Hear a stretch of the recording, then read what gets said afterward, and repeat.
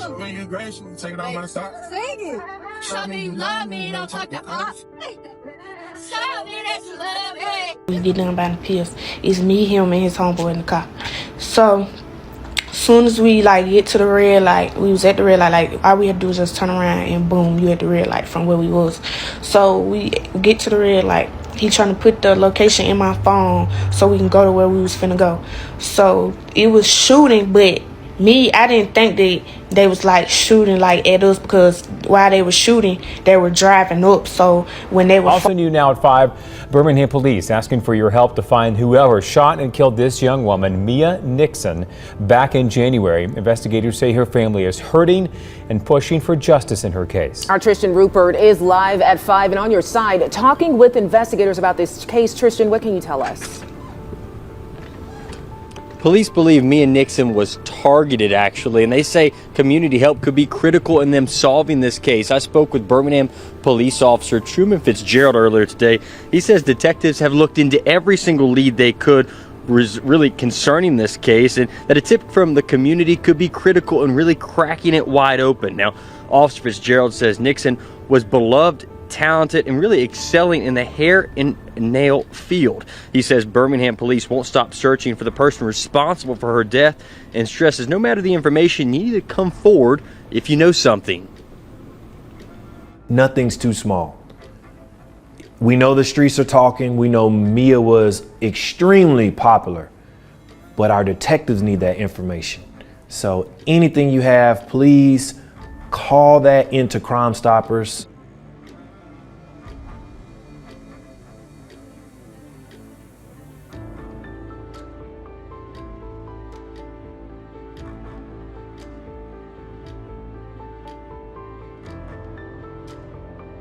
January 10th, 2024, 1:45 a.m., Birmingham, Alabama.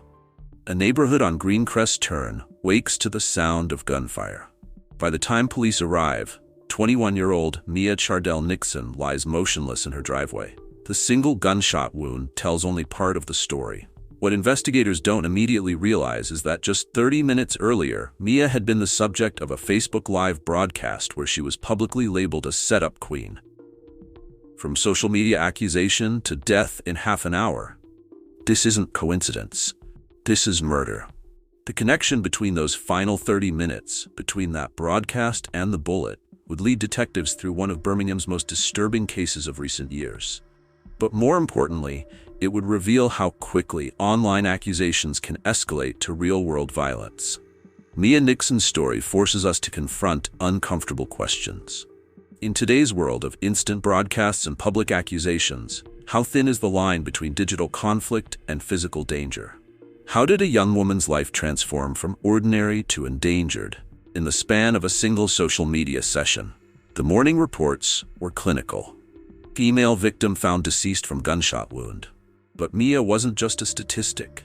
She was a 21-year-old with hopes, relationships, and a future.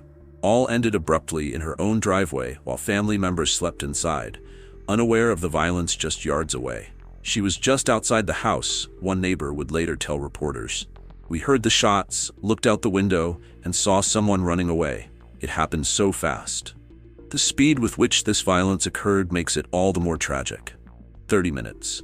That's how long Mia had between being labeled a setup queen and her death. 30 minutes to process an accusation.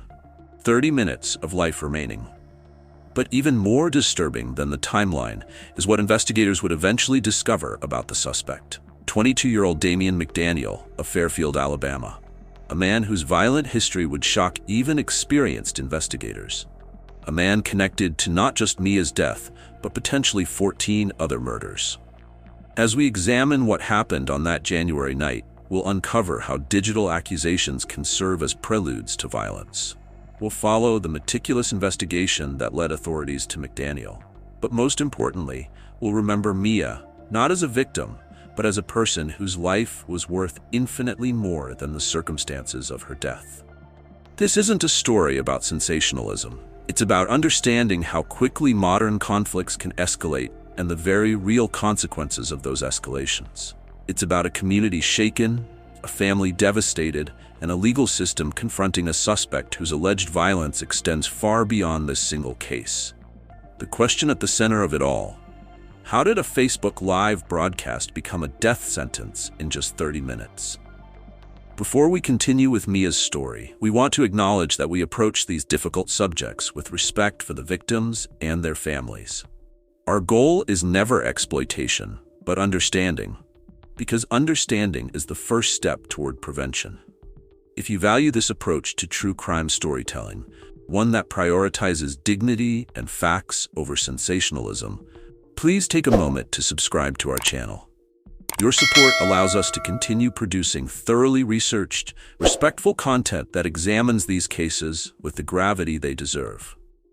We also invite you to share your thoughts in the comments section below. Community discussion helps us process these difficult stories together, and your perspective matters. Now let's learn more about who Mia Nixon was beyond the headlines.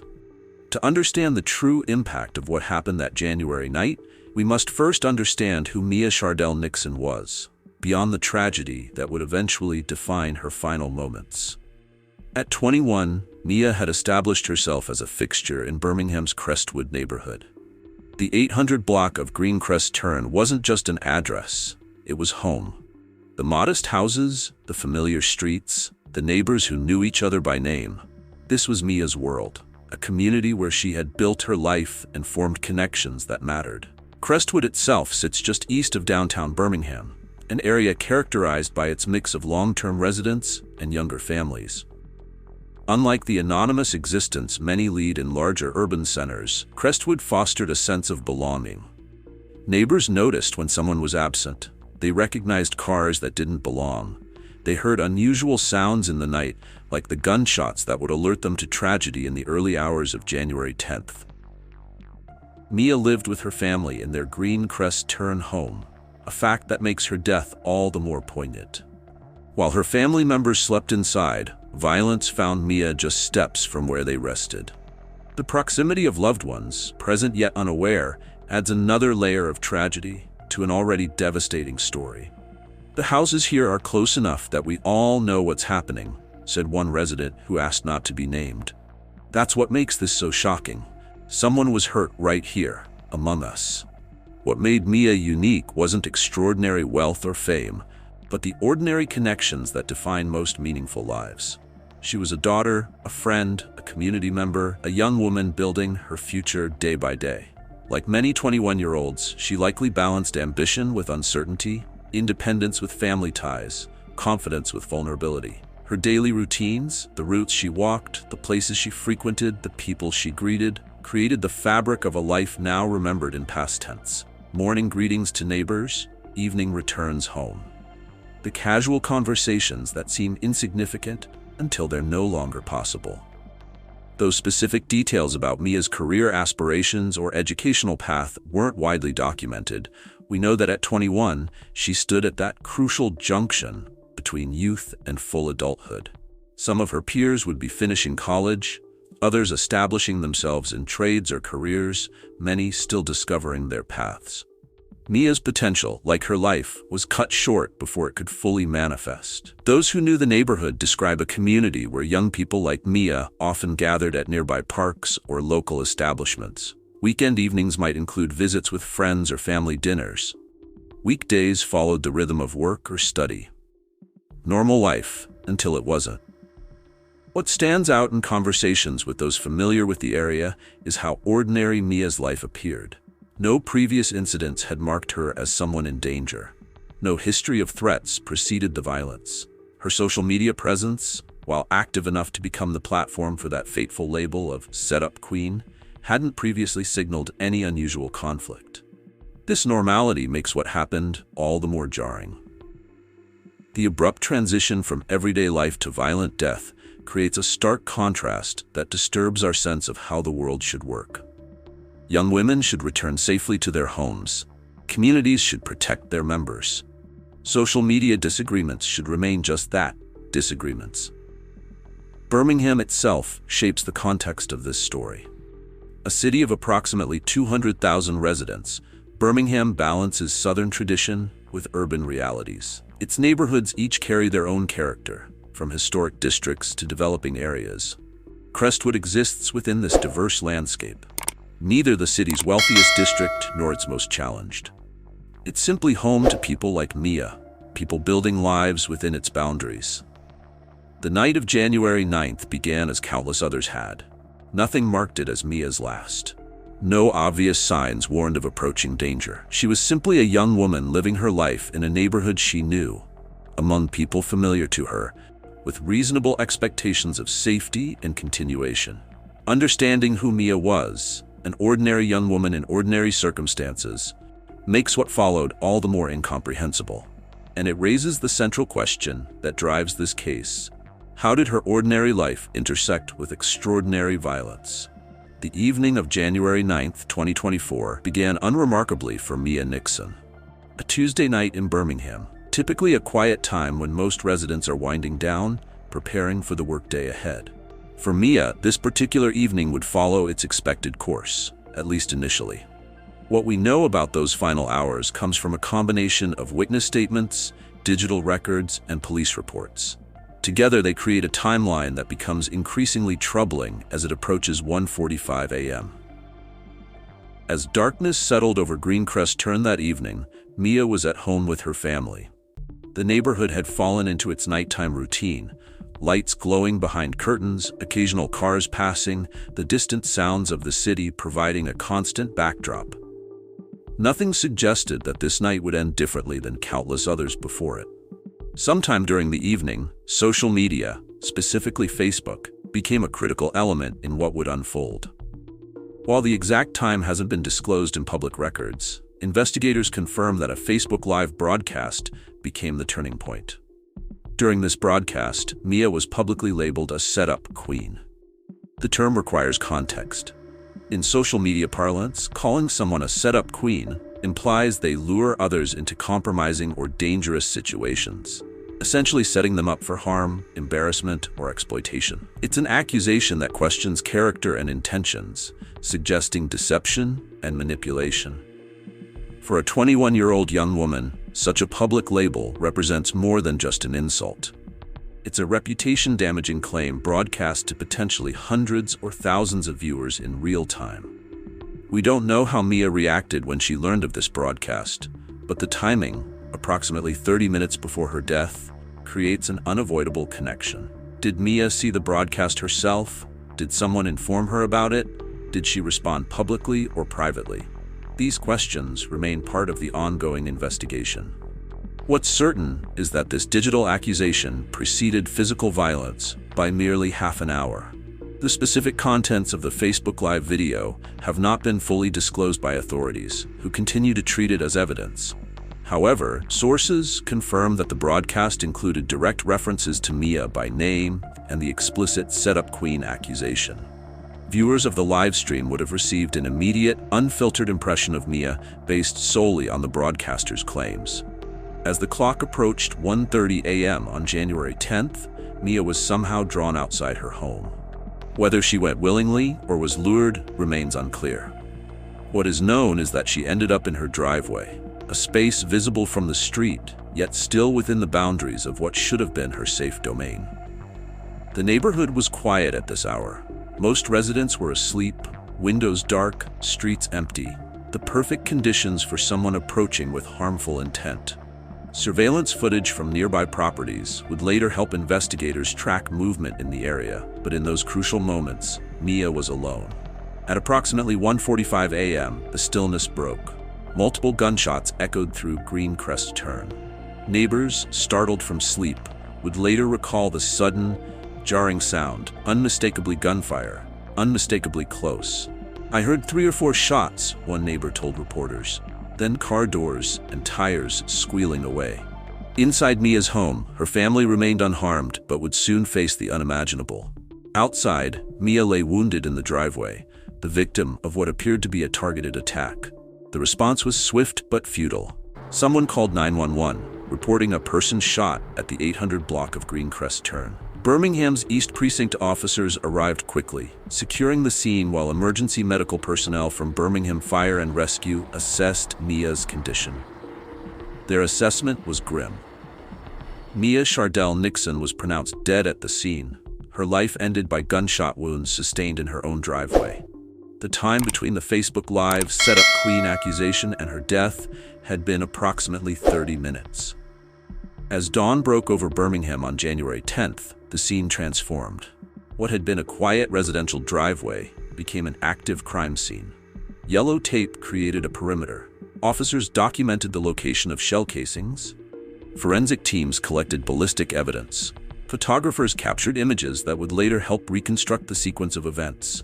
Neighbors gathered beyond the tape, faces showing a mix of shock, fear, and sorrow. Some had heard the shots. A few had glimpsed shadows fleeing afterward. None had witnessed the actual shooting. Inside Mia's home, family members grappled with sudden loss. Outside, investigators began the methodical process of tracking backward from effect to cause, from tragedy to motive. The timeline was established. Social media accusation at approximately 1:15 a.m., gunshots at approximately 1:45 a.m., death pronounced shortly thereafter. 30 crucial minutes that connected digital conflict to physical violence. 30 minutes during which Mia Nixon's ordinary life transformed into an extraordinary tragedy. As dawn broke on January 10, 2024, the neighborhood on Greencrest Turn transformed into a hub of methodical activity. Birmingham's East Precinct officers had secured the perimeter immediately after arriving at 1:45 a.m., but now the full investigative machinery engaged. This wasn't just another crime scene. It was the beginning of a complex case that would eventually expose a pattern of violence extending far beyond a single tragedy. The initial response focused on preserving every detail at the scene. Officers documented the position of Mia's body in the driveway, marked the location of shell casings, and photographed the area from multiple angles. Nothing could be disturbed until every element was recorded, a process that neighbors watched in somber silence from beyond the yellow tape.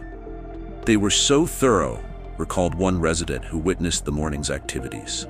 "They looked at everything, the ground, the house, even checking the street drains and bushes nearby." This thoroughness would prove crucial. The ballistic evidence, specifically the shell casings found near Mia's body, provided investigators with their first tangible leads. Each casing carries microscopic markings unique to the weapon that fired it, similar to a fingerprint. These markings would later help connect this crime to others. But in those early hours, they simply confirmed what type of weapon had been used. Alongside the physical evidence collection, officers conducted preliminary interviews with Mia's family members and neighbors. These early accounts helped establish the timeline, confirming that multiple shots were heard around 1:45 a.m., followed immediately by the sound of a vehicle speeding away. Though no one had seen the shooter clearly, several witnesses reported glimpsing a figure rushing from the scene. Digital evidence quickly became central to the investigation. When investigators learned about the Facebook Live broadcast that had occurred approximately 30 minutes before the shooting, they immediately sought to preserve this content. Social media evidence is notoriously ephemeral. Broadcasts end, posts get deleted, accounts disappear. Moving quickly, they contacted Facebook's parent company to secure the original broadcast before it could vanish. The content of that broadcast, particularly the public labeling of Mia as a setup queen, provided context that might explain why she had been outside her home at that late hour. Had someone contacted her after the broadcast? Had she received messages that prompted her to step outside? The digital trail became as important as the physical one. Investigators worked methodically through phone records, message logs, and social media interactions from the hours preceding Mia's death. Each digital interaction represented a potential clue, each message a possible motive. This painstaking process required patience. Reconstructing a digital timeline is complex work that unfolds across multiple platforms and devices. "We approach digital evidence with the same care as physical evidence," explained one Birmingham detective speaking about investigative procedures generally. Messages, social media, location data, these create a picture of events just as clearly as fingerprints or DNA. As January turned to February, the investigation continued behind the scenes. Forensic analysis of the ballistic evidence offered promising results. The markings on the shell casings matched those from other crime scenes in the area, suggesting the same weapon had been used in multiple incidents. This connection would eventually lead investigators toward Damien McDaniel. Witness interviews expanded beyond the immediate neighborhood. Investigators spoke with Mia's wider circle of acquaintances, seeking anyone who might have knowledge about conflicts, threats, or concerning interactions in the weeks before her death. These conversations helped build a more complete picture of Mia's life and the circumstances that might have made her vulnerable. The breakthrough came through the combination of physical and digital evidence. The ballistic connection to other crimes, the digital trail surrounding the Facebook Live broadcast, and witness statements all pointed toward a single suspect.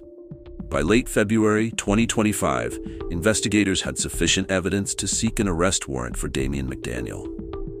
At this point in our investigation, we want to take a moment to thank you for staying with this difficult story. Understanding these cases helps us all recognize how violence develops and might be prevented.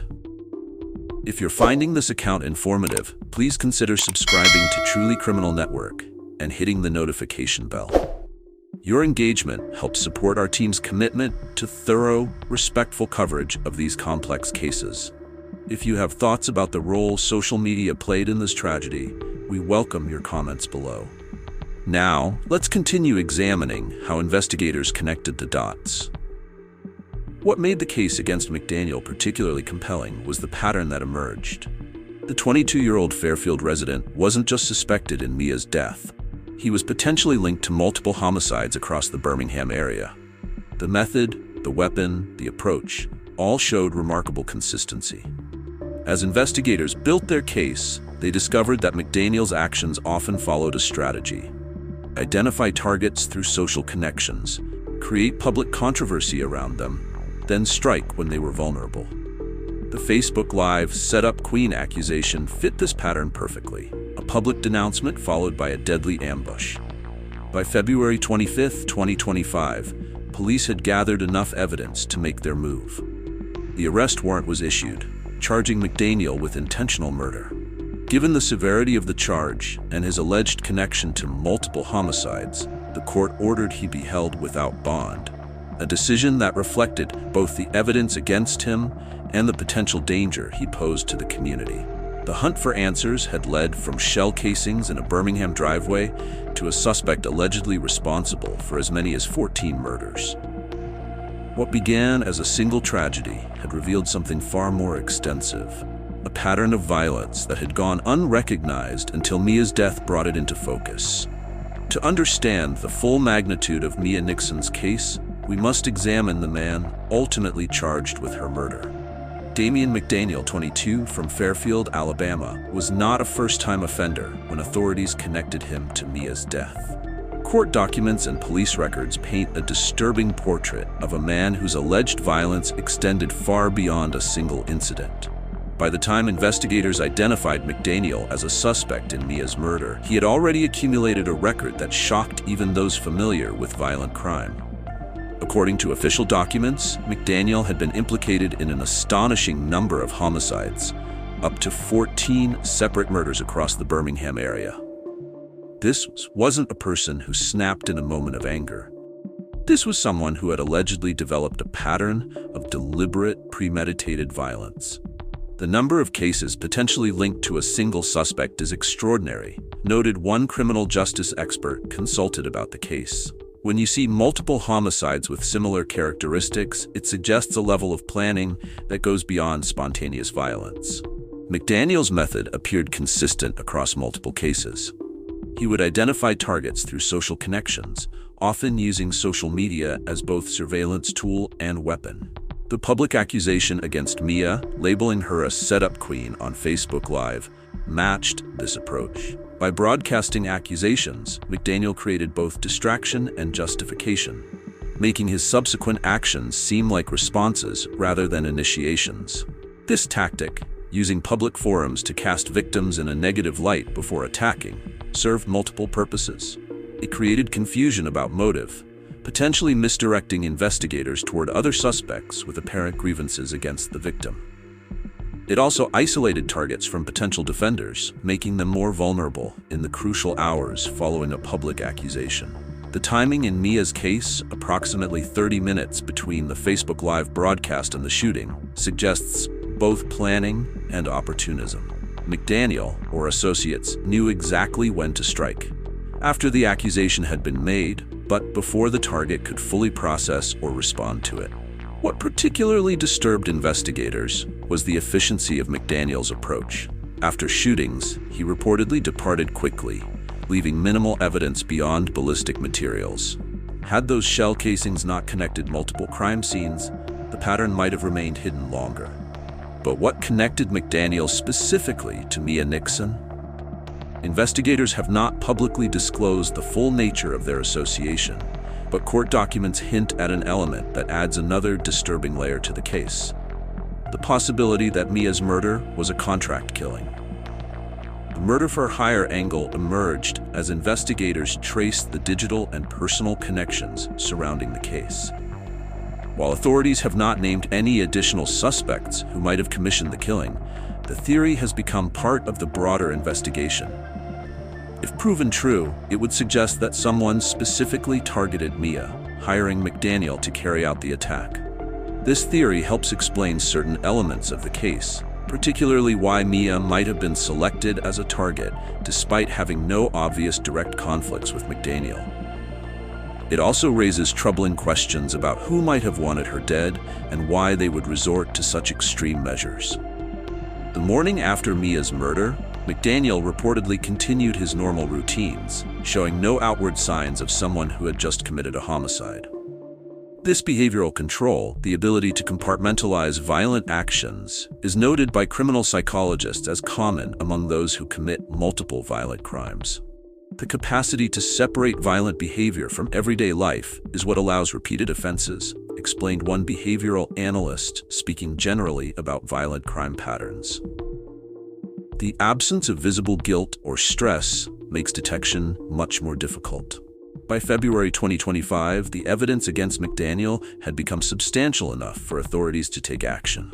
The arrest warrant issued on February 25th charged him with intentional murder, and the court ordered him held without bond, a reflection of both the evidence weight and the potential threat he represented to public safety.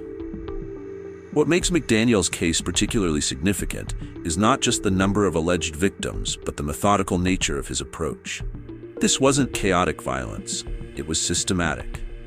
Each step, from identifying targets to public accusations to the actual attacks, followed a recognizable pattern that, once identified, allowed investigators to connect cases that might otherwise have remained separate in the files.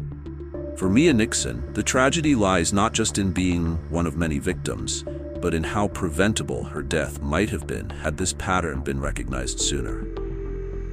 The Facebook Live setup Queen accusation wasn't random. It was, investigators believe, the signature of a predator who had struck before and would have likely continued had he not been identified and apprehended. The arrest of Damian McDaniel on February 25, 2025, marked the beginning of legal proceedings that would bring Mia Nixon's case from private tragedy to public justice. Charged with intentional murder and held without bond, McDaniel faced a judicial system prepared to address not just Mia's death, but potentially his connection to multiple homicides across Birmingham. The arraignment process unfolded with the gravity such charges demand. In the Jefferson County Courthouse, McDaniel heard the formal charges against him, a moment that provided Mia's family their first glimpse of the man accused of ending her life. For them, this represented the initial step in a journey toward answers and accountability. The legal process doesn't heal the wound, but it acknowledges it, noted one victim's advocate who works with families navigating similar proceedings. For many, that acknowledgement is essential to moving forward. As pretrial motions began, prosecutors and defense attorneys engaged in the methodical process of evidence review. The prosecution prepared to present a case built on ballistic matches, digital forensics, and witness statements.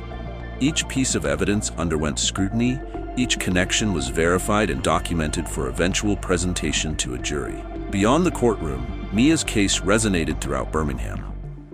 Community forums address the intersection of social media and violence, highlighting how quickly online accusations can escalate to physical harm. Local leaders called for increased awareness of how digital platforms can be weaponized, transforming seemingly harmless broadcasts into potential preludes to violence. What happened to Mia forces us to rethink how we view online interactions, explained one community organizer. Words that appear only on screens can have consequences in the physical world. The revelation that McDaniel might be connected to 14 murders prompted wider discussions about violence detection and prevention. Law enforcement agencies across Alabama reviewed their approaches to identifying patterns across seemingly isolated incidents. Could earlier connection of these cases have saved lives? This question drove agencies to improve communication and coordination across jurisdictions. For those who knew Mia, justice through the courts represents only one dimension of her legacy. Many have chosen to honor her memory by advocating for stronger protections against targeted violence, particularly when facilitated through social media. Small gatherings, community discussions, and informational campaigns have emerged from the collective grief, transforming personal loss into public action. Mia wasn't just a victim, she was a catalyst, said one neighbor who helped organize a community safety workshop.